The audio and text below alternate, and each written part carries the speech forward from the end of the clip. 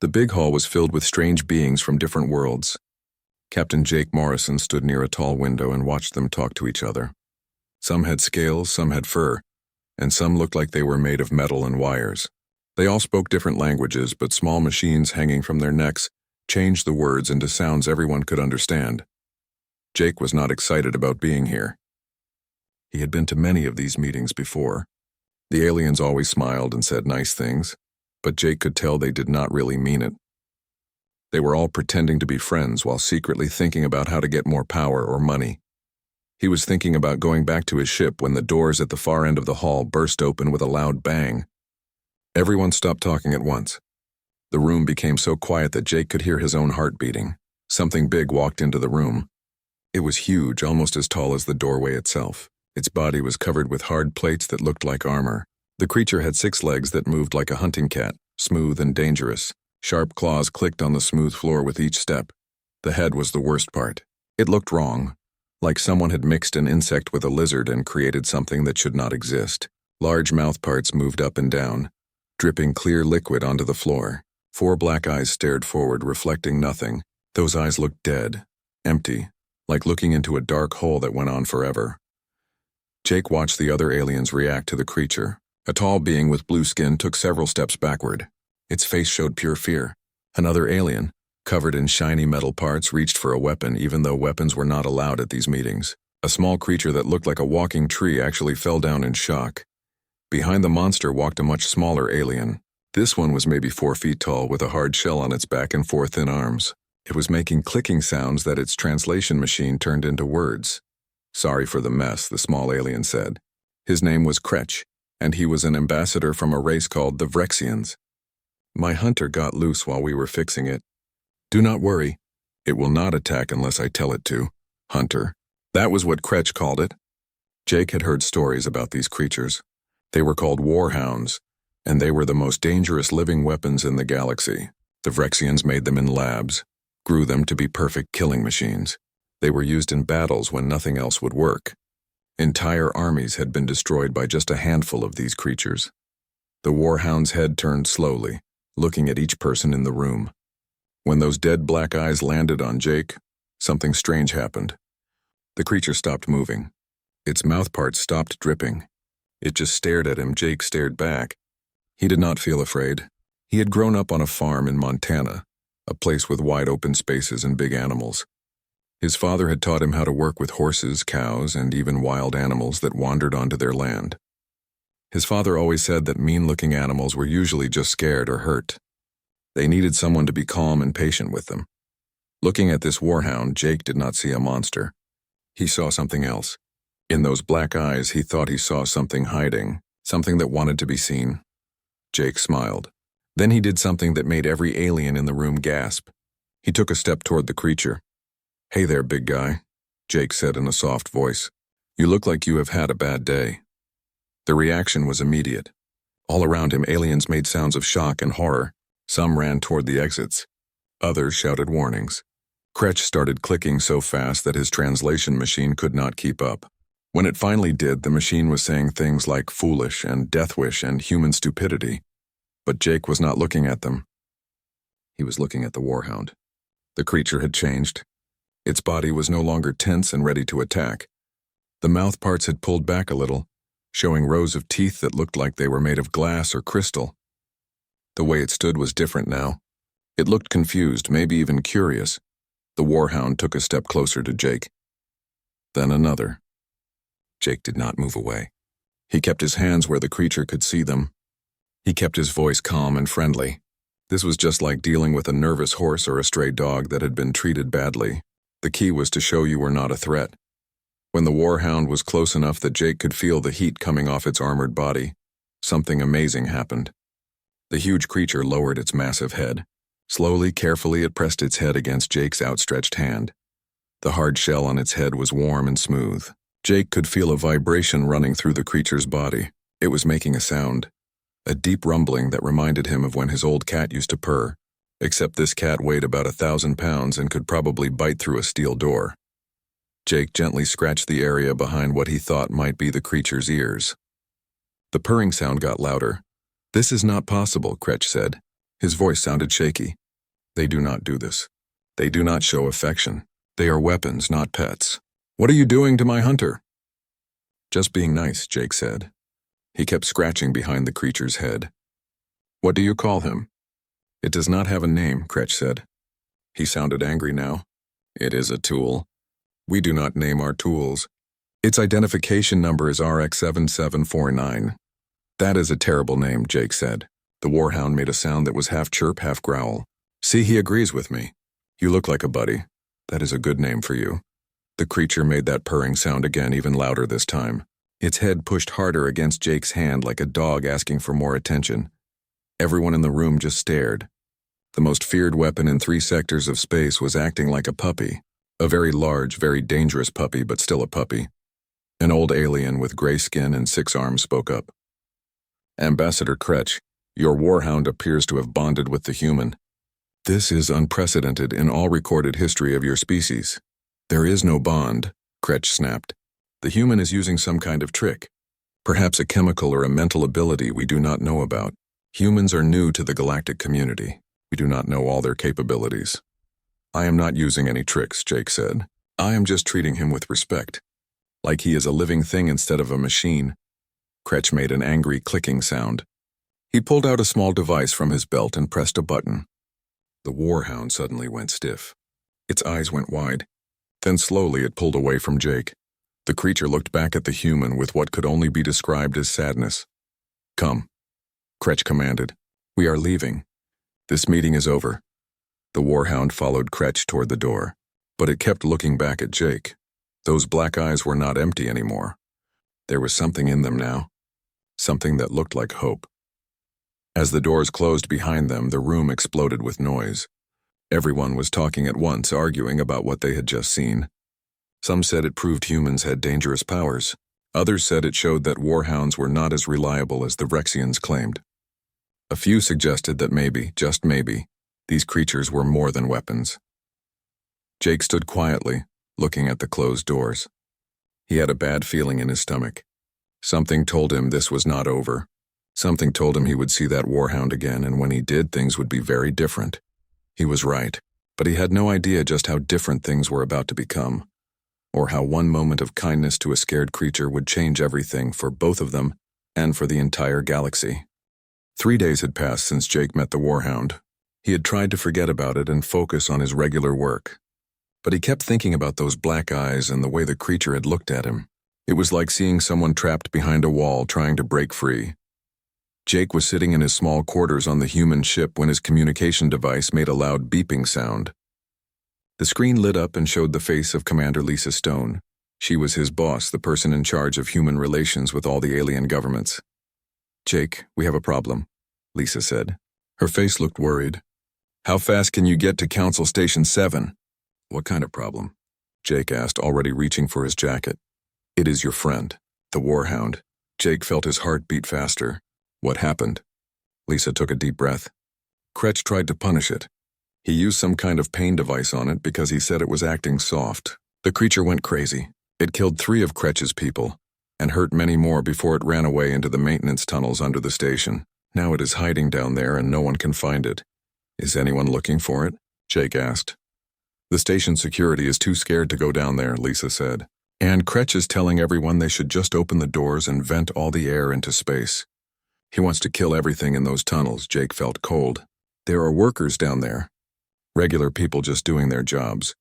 They have families, I know, Lisa said. The council is trying to stop him, but Kretch has friends in high places. They might actually let him do it.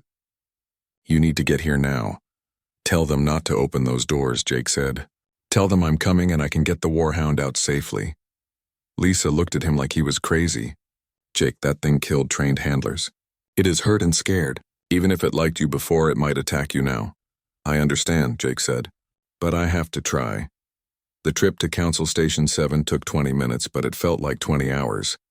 Jake spent the time reading everything he could find about warhounds. There was not much information. The Vrexians kept most of the details secret, but what he did learn made him angry. Warhounds were created in labs. They were grown fast, taught to fight from the moment they could walk. They were never given names, never treated with kindness. The Vrexians believed that making them suffer would make them better fighters. Any sign of emotion or independence was punished with pain. When Jake arrived at the station, he found it in chaos. Security barriers were set up everywhere. Guards from many different alien races stood watch, their weapons ready. Jake could see the fear on their faces. Some of them were shaking. Kretch was there with his own guards around him. When he saw Jake, he made a sound like laughter. "The human who thinks he can tame weapons," Kretch said. His translation machine made his voice sound cold. "Come to see what your kindness has done? 3 of my people are dead because you made my hunter soft." Jake looked at the small alien. "What did you do to him?" "I did what was needed," Kretch said. The creature was becoming weak. It needed to remember what it was made for. "It needed to remember," Jake said slowly. "Or you needed to feel powerful again." Kretch made an angry sound. "You know nothing. That creature is a tool. It is my property. And now it is broken and must be destroyed." "Let me go down there," Jake said. "Let me try to bring him out." Everyone stopped talking. A female alien with metal parts in her body stepped forward. She was the head of station security. "Captain Morrison, I understand you want to help. But that creature is hunting anything that moves down there. We sent 3 teams to look for it. We lost contact with all of them. The workers who were in that section have locked themselves in a room.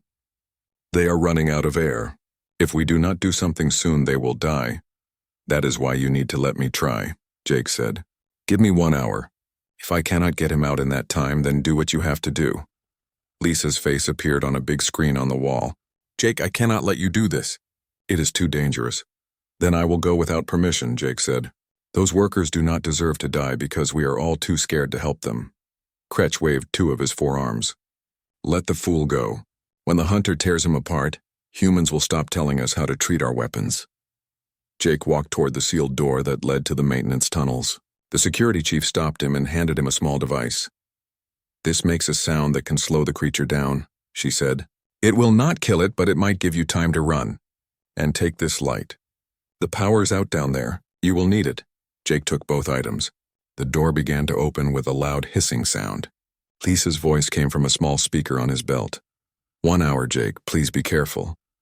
The door opened completely, showing only darkness.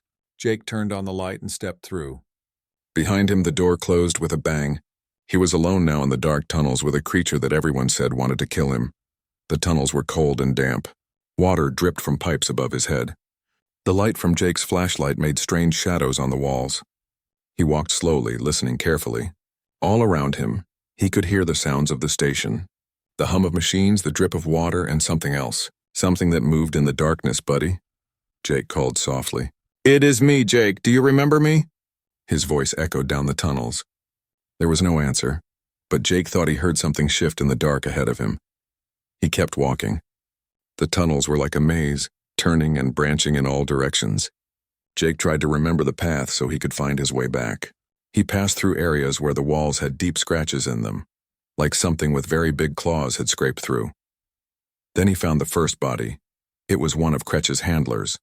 Jake did not look at it too closely. The violence had been quick and efficient. The handler had not suffered. But the anger behind the attack was clear. This was not the work of a mindless weapon. This was rage. Jake kept moving deeper into the tunnels. After a while, he heard a sound that made him stop. It was low and rhythmic, like a motor running. But it was not mechanical. It was alive. It was the purring sound Buddy had made. But it was different now. It was broken, interrupted by sounds that might have been whimpers or cries. Jake followed the sound through the twisting passages. Finally, he came to a larger room filled with equipment and supplies. His light found a shape in the far corner. Buddy was there, curled up as small as a huge warhound could make itself. His armored body was covered in burns and cuts. One of his legs was bent wrong. The purring sound was coming from him, but it sounded hurt, painful. When Jake's light found him, Buddy's head snapped up. Those 4 black eyes locked onto the human. The mouth parts opened, showing the crystal teeth. The purring stopped. Jake could feel his heart beating hard in his chest. Every part of his training told him to make himself small, to look away, to show he was not a threat. But something made him resist that feeling. This was not just an animal. This was someone who had been hurt badly and betrayed. Slowly, Jake sat down on the floor. He put the flashlight beside him so it gave light without shining in Buddy's eyes. Then he took the sound device and pushed it away across the floor. "Hey there, big guy," Jake said softly. "You look like you have had a really terrible day." Buddy made a sound between a growl and a whine. His hurt leg moved slightly. "I know," Jake said. "They hurt you. They treated you bad. That was wrong. I am sorry I was not there to help you." The warhound's mouth parts clicked softly. It was a different sound than before. His body relaxed just a little. Jake reached into his pocket and pulled out a food bar. He had grabbed it on his way to the tunnels. He broke off a piece and held it out. "I bet they do not feed you enough, do they? Always keeping you hungry. That is no way to live." For a long time, nothing happened. Then Buddy slowly stretched out his head. His mouth opened and a long tongue came out. It carefully took the food from Jake's hand. Buddy made a surprised sound. Then the purring started again, more steady this time. "Good boy," Jake said. "That is a good boy, Buddy. I knew you were still in there." Jake fed the warhound the rest of the food bar piece by piece. With each bite, Buddy relaxed more. Soon Jake could see all of his injuries. They were bad. Beyond the fresh burns and the broken leg, there were old scars. Places where the armor had been cracked before. This was not just from recent punishment. Kretch had been hurting him for a long time. Jake felt anger growing inside him. But he pushed it down. Buddy needed help, not anger. "Buddy, I need to look at your leg. I will be gentle. I promise." The warhound watched as Jake slowly stood up and moved closer. When Jake reached toward the hurt leg, Buddy became tense. But he did not pull away. Jake carefully looked at the leg. "It is out of place, not broken.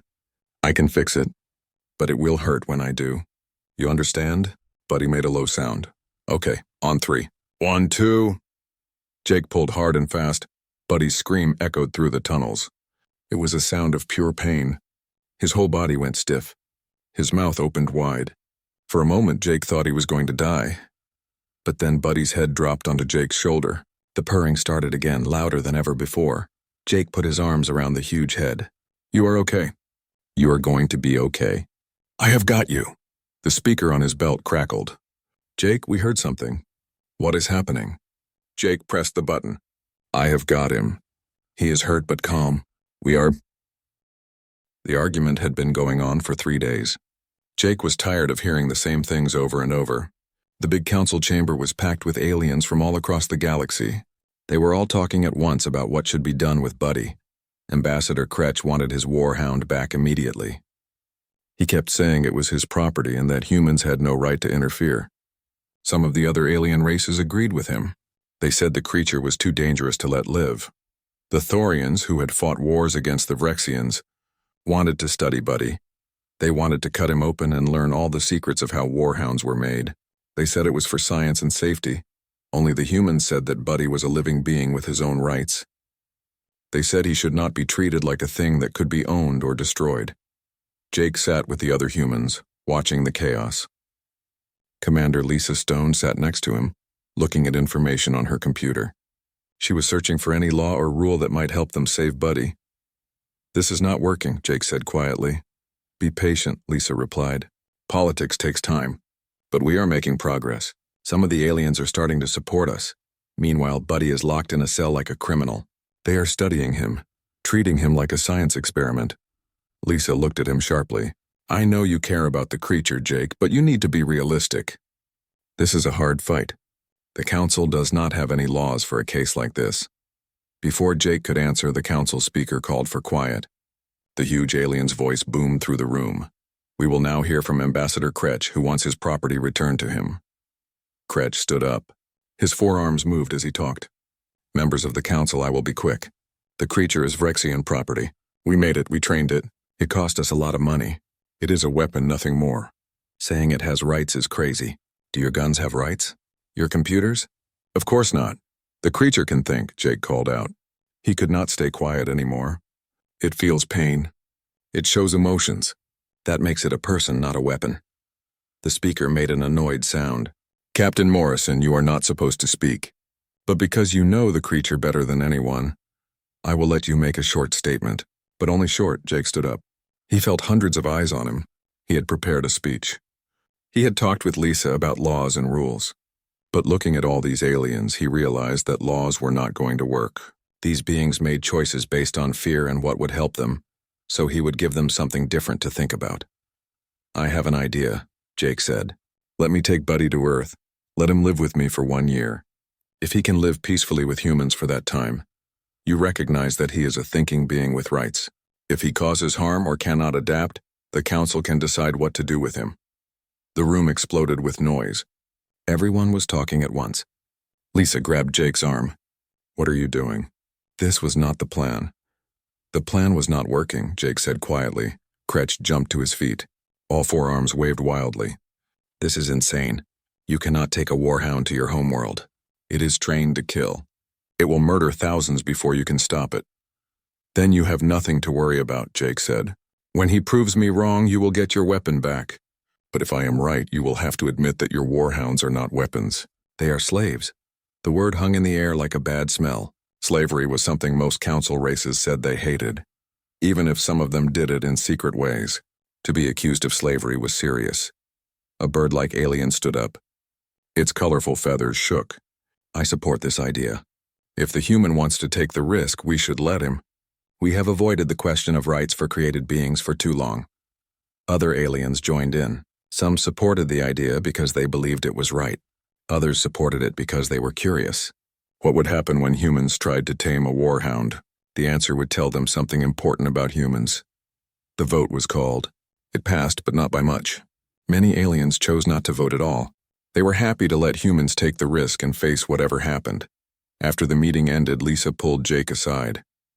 "You just bet your career and maybe your life on a creature you have known for less than a week." "I know," Jake said. "But I looked into his eyes, Commander. I saw someone looking back. Someone who wanted to be more than a weapon. I could not let them kill him or send him back to be tortured." Lisa sighed. "Well, you are either the bravest or the most foolish officer I have ever commanded. Maybe both, but I will support you. Earth will want reports, and you will need to find a good place for this experiment. Somewhere far from cities." "I know just the place," Jake said. He was thinking of his family's ranch in Montana. His father had died 2 years ago and the land had been empty since then. It was perfect. Lots of space, far from other people, surrounded by mountains. 3 days later, Jake stood in the holding facility where Buddy was kept. The energy field that kept him locked in dropped. Buddy walked out slowly.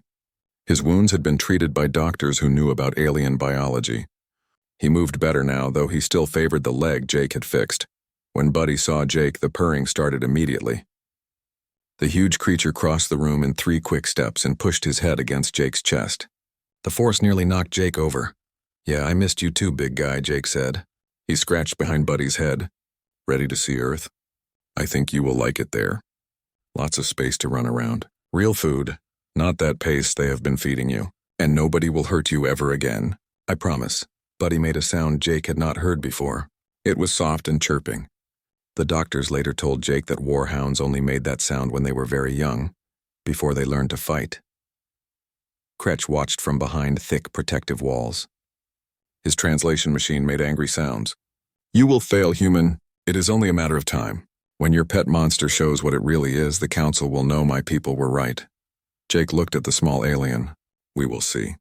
Maybe what your warhounds show when treated with kindness is not them failing. Maybe it is them finally being allowed to be themselves." The ship that would take them to Earth left that evening. Jake and Buddy stood in the observation room, watching the stars go by. In the window's reflection, Jake could see Buddy's 4 black eyes looking out at the universe. For the first time in his created life, the warhound was going home.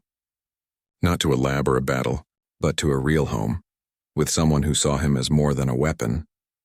The trip took several days. During that time, Jake worked on teaching Buddy simple things: how to move around the ship without breaking things, how to wait for food instead of just taking it, how to be gentle. It was hard at first. Buddy had been trained his whole life to be aggressive and violent.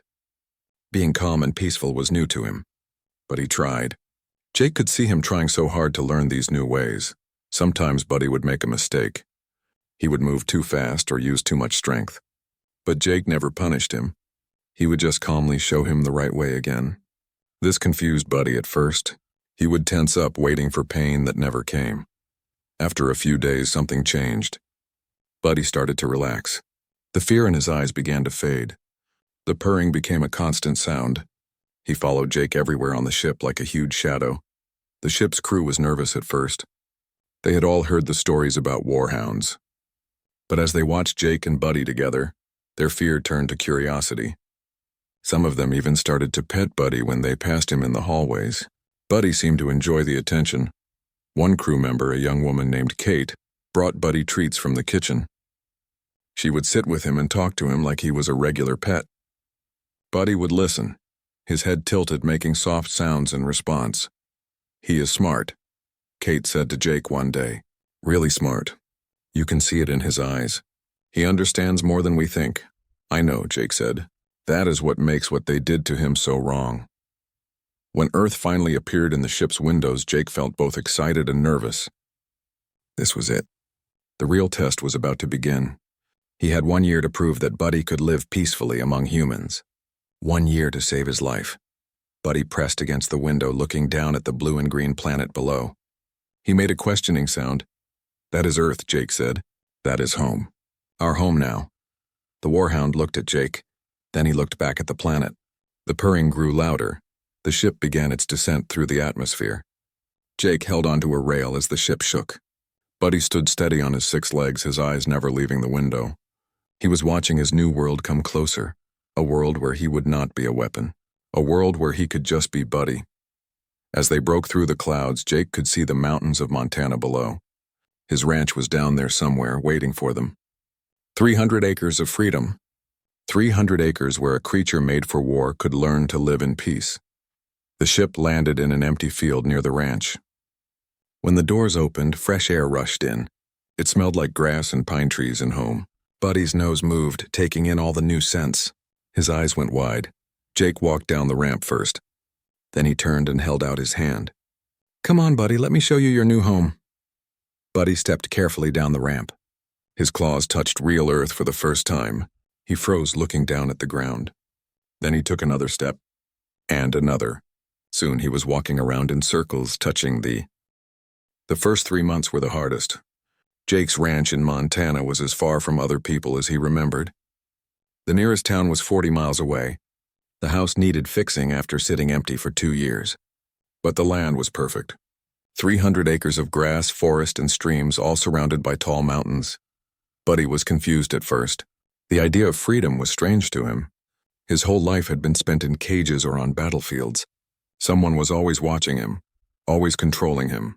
The idea that he could walk where he wanted, rest when he was tired, eat when he was hungry, all without asking permission, made no sense to him. Jake had prepared as much as he could. He had talked to people who work with animals, alien doctors, and even someone who helps beings recover from trauma. They all told him the same thing. Be patient. Buddy would need time to forget years of training and abuse. The nightmares came first. Warhounds did dream, and Buddy's dreams were terrible. He would thrash around at night, making sounds of fear and pain. Jake would wake up and find the huge creature shaking in the barn where he had made his sleeping area. "It is okay," Jake would say, sitting next to him in the hay. "You are safe now. Nobody is going to hurt you. Nobody will make you hurt others." Slowly, over weeks and then months, things got better. Buddy began to understand that food would come every day. That rest was allowed. That affection did not come with pain afterward. The purring, once rare, became a sound Jake heard all the time. Buddy followed Jake everywhere. He watched the human work on the ranch with what looked like curiosity. When Jake fixed fences, Buddy would stand nearby, his head tilted, watching every movement. Then came the day when everything changed. Jake was putting up a new fence post when he looked up and saw Buddy trying to help. The warhound had picked up a wooden post in his mouth and was trying to hold it steady while Jake hammered. It was clumsy and did not work very well. But the meaning was clear. Buddy wanted to help. He wanted to be useful in a way that did not involve hurting anyone. "Good boy," Jake said. His eyes felt wet. "That is a very good boy, Buddy." The big breakthrough came 6 months after they arrived. Jake had been teaching Buddy simple commands. Sit, stay, come, the basic things. It was more to keep Buddy's mind active than for any real control. But one morning, while working on the old computer, Jake had said out loud, "I wish you could tell me what you are thinking." Buddy had made some clicking sounds. Then, to Jake's shock, the warhound had gone to the barn and come back carrying Jake's tablet computer in his mouth. He dropped it at Jake's feet and made the sounds again. Jake stared at the device, then at Buddy, then back at the device. "You want to use this to talk to me?" The purring got louder. Buddy tapped the tablet with one claw. It took 3 days to figure out how. Buddy could not type, but he could touch pictures on the screen. Jake made a simple program with images that meant basic things. Happy, sad, hungry, hurt, scared, safe. Within a week, they had added dozens more pictures. Within a month, Buddy was making simple sentences. The first real conversation was simple but powerful. "Why did you help me?" Jake had asked using the pictures. Buddy had taken his time choosing pictures. "You saw me." "Not weapon, me." Jake had to walk away for a moment to pull himself together. When he came back, he asked another question. "What do you want?" The answer came fast. "Stay, here, you, home." Life on the ranch fell into a comfortable rhythm. Jake and Buddy would wake up early. They would have breakfast together. Jake cooked real food for Buddy now, not the nutrition paste the Vrexians had fed him. Buddy loved everything, but he especially liked meat and fresh vegetables. After breakfast, they would work on the ranch. There was always something to fix or build or clean. Buddy got better at helping. He learned to carry things without breaking them. He learned to be gentle. His massive strength, once used only for destruction, now helped build and create. In the afternoons, they would explore the land. Buddy loved to run. He would race across the fields, his 6 legs moving so fast they were almost a blur. Then he would come back to Jake, panting and happy, and they would walk together through the forest. The evenings were quiet. They would sit on the porch and watch the sun go down behind the mountains. Buddy would rest his head on Jake's lap, purring while Jake scratched behind his head. Sometimes they would use the tablet to talk about simple things. The weather, what they saw that day, how Buddy was feeling. The media attention came eventually. The story of the human who took home a warhound was too interesting for the galaxy to ignore. Ships started appearing in the sky above the ranch. News drones tried to get pictures. The local sheriff had to put up roadblocks to keep curious people away. Jake did his best to ignore it all. He gave regular reports to Commander Stone, who passed them on to Earth's government and the Galactic Council. But mostly he just focused on Buddy and making sure he was safe and happy. One day, about 8 months in, something wonderful happened. Jake was sitting in the grass reading a book. Buddy was lying a few feet away, sleeping in the sun. A butterfly landed on Buddy's head. Buddy woke up. His eyes opened and looked at the small insect. For a moment, Jake held his breath. This creature had been made to destroy anything that moved. What would he do? Buddy went very still. He watched the butterfly walk across his armored head. Then very slowly, very carefully, he lifted one claw. The butterfly climbed onto it. Buddy raised his claw up so he could see the butterfly better. He made a soft, wondering sound. After a minute, the butterfly flew away. Buddy watched it go. Then he looked at Jake and used the tablet that was always nearby now. Beautiful, small, soft, not hurt. Never hurt. Jake felt tears on his face. No, Buddy, you never have to hurt anything again. As the 1-year anniversary got closer, Jake started to feel nervous. Soon the Galactic Council would send people to check on them. They would decide if Buddy had proven himself worthy of freedom. If Buddy was truly a person with rights or just a weapon pretending. Jake talked to Buddy about it one night. They sat on the porch under the stars. "Some aliens are coming in a few days," Jake said. "They want to see how you are doing. They will ask you questions." Buddy used the tablet. "Scared, what if they take me back?" "They will not," Jake said firmly. "I will not let them. You are staying here. This is your home. Promise?" "I promise," Jake said. He meant it with every part of his being. The day came too quickly. Commander Stone arrived first, along with several human officials. Then came the alien delegates. There were representatives from a dozen different races. Even the Thorians sent someone, and Kretch. Of course Kretch was there.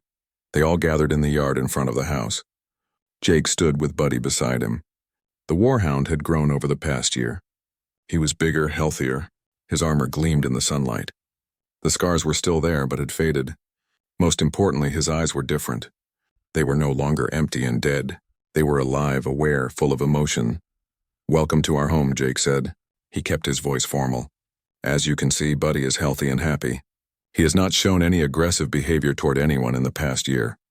The bird-like alien from the council stepped forward. "May we speak with him? We understand he has learned to communicate." Jake handed over the tablet. It was much more advanced now. Buddy had worked with a computer program to add thousands of words and ideas. The warhound took the device carefully in his mouth and started choosing symbols. "What is your name?" the bird alien asked. "Buddy. Name is Buddy. Given by Jake. First name. Only name that matters. Do you understand that the council must decide your future?" "Understand. Future already decided. This is home. Jake is family. Will not leave." Kretsch made a sound of disgust. "The creature has been brainwashed by human feelings. This proves nothing except that its military value has been destroyed." Buddy turned to face the small Vrexian. His mouth parts opened wide, showing his crystal teeth. The delegate stepped back quickly.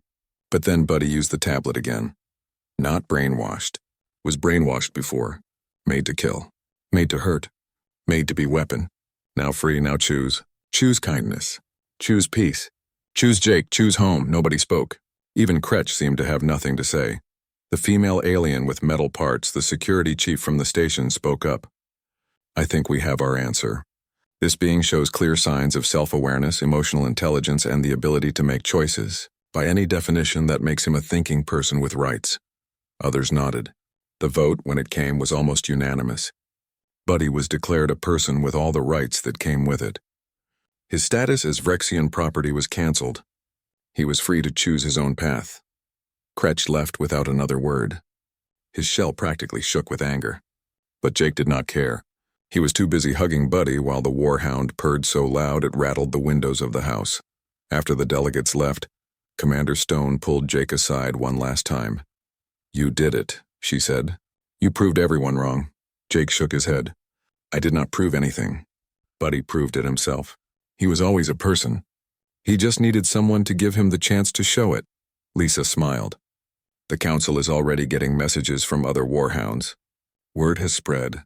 There are dozens of them asking for the same chance Buddy got. They want freedom too." "Then I hope we can help them," Jake said. "All of them."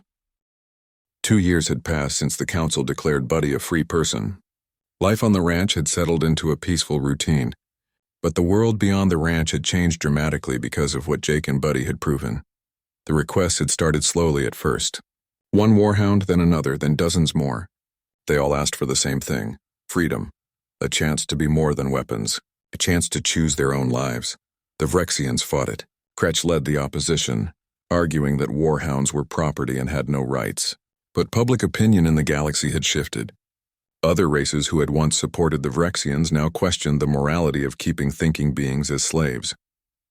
The Galactic Council passed new laws. Warhounds and other engineered beings would be tested for sentience. Those who showed clear signs of self-awareness would be given a choice.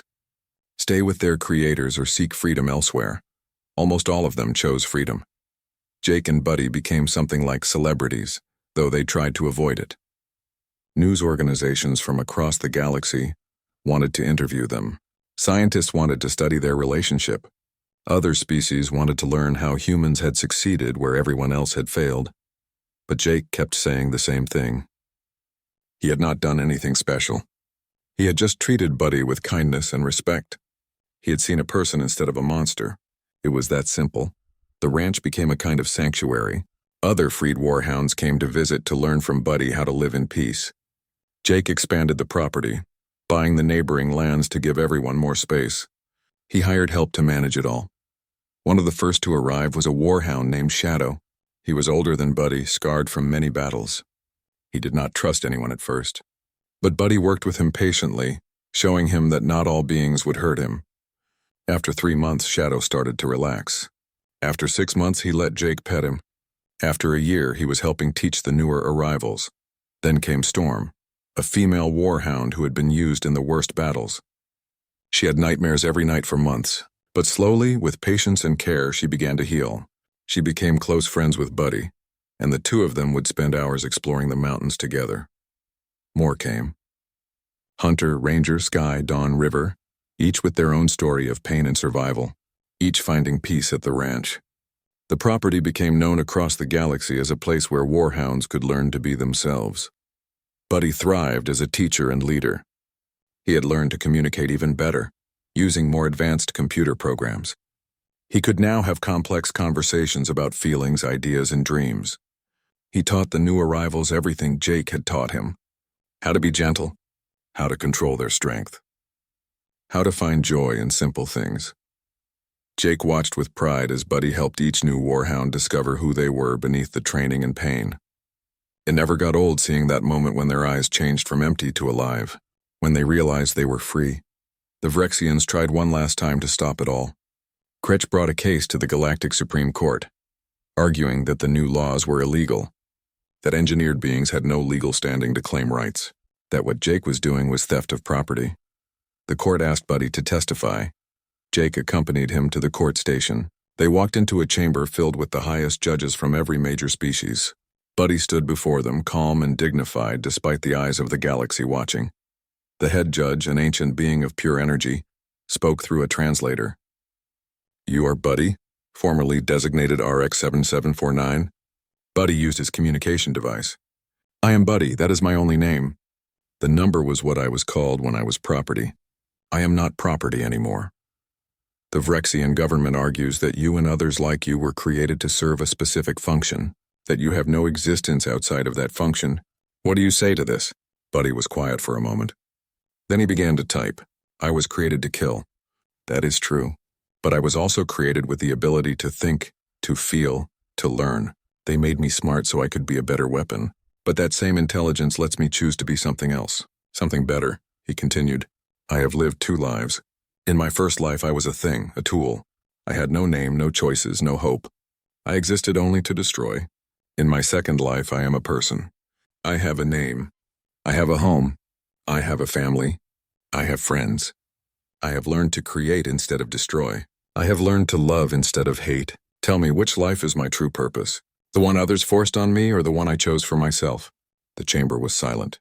Even the judges seemed moved by his words. Kretch stood up. "You speak well for a weapon. But words do not change what you are. You were designed, grown, trained for one purpose. You are our creation, our property." Buddy turned to face him. "If I am your creation, then you created a person, a thinking, feeling being. You created life.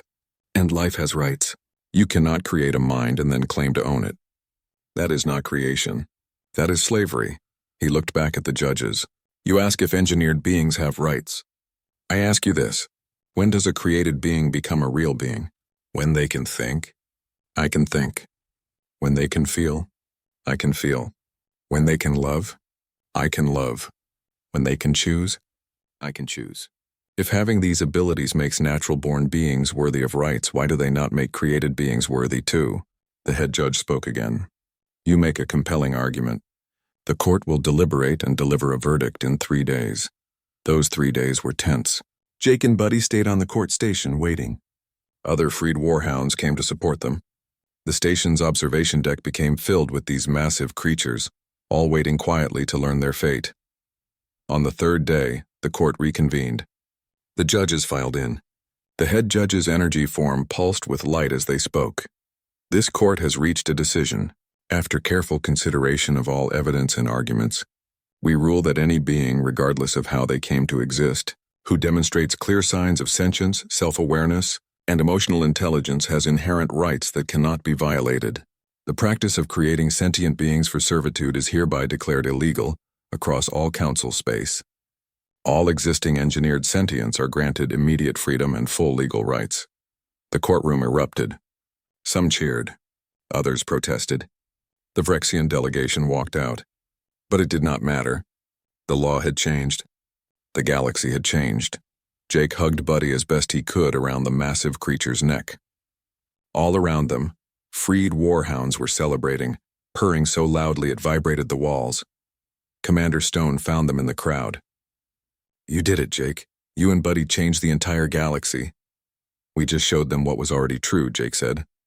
"That every thinking being deserves freedom and respect. The galaxy just needed to open its eyes." They returned to the ranch as heroes. But Jake and Buddy did not want to be heroes. They just wanted to live their lives in peace and help others find the same peace. The ranch continued to grow. More warhounds came. Some stayed permanently. Others learned what they needed and left to build their own lives on other worlds. A few even found work helping others, using their strength and intelligence for good. Shadow became a rescue worker. his power and resilience perfect for saving people from disasters.